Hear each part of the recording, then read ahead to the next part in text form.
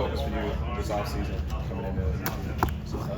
To continue improving, man. Like, I've been living by, Rome wasn't built overnight. So, each year the goal is to continue to keep improving. And, you go back and watch everything you did last year. You did some good things, did some bad things, but the whole goal is to, keep eliminating the bad things and continue to keep getting better. And for you, it's been a lot of change. The first 3 years in the league, 3 different regimes, offensive coordinators. What's it been like kind of trying to navigate that as a young coach? When people ask me what the NFL is like, that's what I say. You're used to it, but hopefully the guys here, they'll be here for a long time.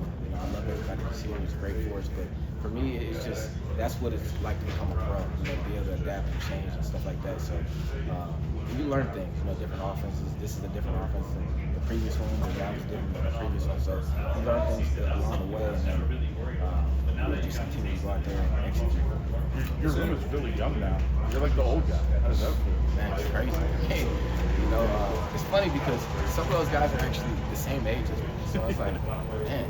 But yeah, I'm kind of like a vet now. So my goal is to help those guys progress, and I'm not too far off from them. So like I was just a rookie literally 2 years ago. So to help them in any ways, the things that I struggled with my rookie year, and so that hopefully they can avoid them and play well the whole year and build on that. What are some of those lessons maybe that you picked up that you feel like are particularly helpful for them?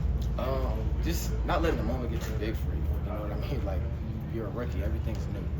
Your first training camp practice, that's new. Your first Monday night game, that's new. So everything's new, but like that's like someone giving you the answers to the test. If they tell you that the answer is B before you know it's B. So I just kind of help them with those type of things, and just make sure that the moment doesn't get too big for them. Because at the end of the day, it's football. It's a 100-yard field.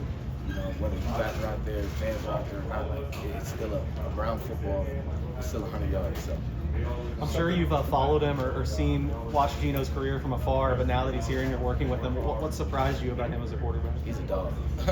He's just, his leadership is like, one of the first few days I met him, we really got real connected, like we were throwing and stuff, but we got to go on a couple car rides together and really just talk, man, and like just hearing his story and what he's had to go through, and that just makes him him.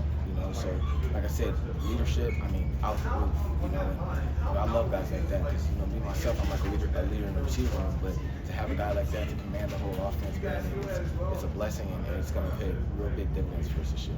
The back end of that, Jeremy was just saying that there's times where you can play good defense and he's just going to put the ball right there on the spot, and there's nothing really they can do.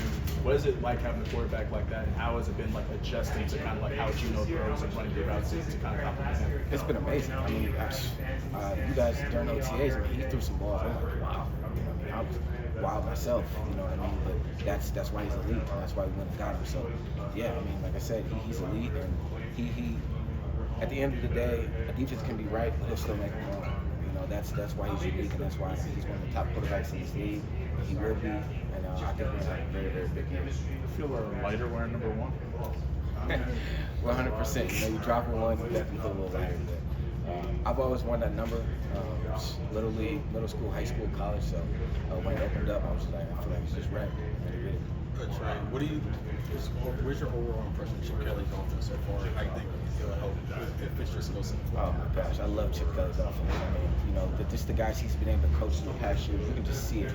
Like where I fit in that offense, I think it's going to be very beneficial to me. But not just me, the whole team. And he's very good at putting guys in the right spot to succeed. Like, I feel like sometimes, people can just put people places and just expect you to win a certain thing, but he's more of a players, not plays guy. So the players, we make the plays, but he puts us in a position to make them, and it's just an explosive offense, man. This is day one, so we're just breaking it in, but you guys will see over camp, he's going to pick up, and it's very explosive. Is it making too much of it? You said making sure remember it's just football, it's still football. You're going back to number 1, which you won your whole life. Like, is that related, or is that making too much of it? Like, hey, a reminder that like this is where I started. Yeah, for me, it's I think kind of to me, it's always been special, just because, like I said, like I remember when I was a Pee Wee and I was wearing number 1, and at that time I'm just like, oh, it's number 1, like whatever. But it just carried over, and it really means a lot to me, and sometimes I don't know, people say you look good, you feel good, you play good. Number one's been my number, so you look good, you feel good, you play good. Trey, Pete was asked a lot about expectations yesterday as a team, and I know it's day one training camp, a lot of blocks to build. But when you hear him saying we're going for it, we're going to win a lot of games, what does that do for the players? Like in those meeting rooms, hearing that saying, "There's no dipping our toe in the water. We're going at it now." I mean, I love Pete. And you just look at his resume. I mean, it speaks for itself. But he had us all fired up in the team meeting. He means that. We wish we can guarantee it all, but that's the mentality. The expectations are that you have to set the expectations high, so you can meet that. So he's great. His resume speaks for himself. We're light years better than what we've been. So I'm excited. Does it feel like it's more because of that resume, because of the credentials behind Pete, that when he says it feels more than just words? 100%. I mean, like people always say, like the first one's the hardest. The guys won a Super Bowls, won so many games. I mean, back to USC, and, obviously in Seattle, but he just knows what it takes. And like a guy like that, who knows what it takes, knows how to get the guys going the right way, to obviously achieve the common goal that we all want. Trey, what's the biggest thing for you that you want to build upon from last season to this? Like, is there something specific that you've really looked at with the players and step up? Just obviously, I'm more of in a leadership role. I have a bigger role, so being the best team player that I can be, because I feel like if I'm my best self, then that helps the team. But I don't really get into too much like individual stuff, because I feel like each year you just look at a couple things and then you improve on those, and then you just go from there.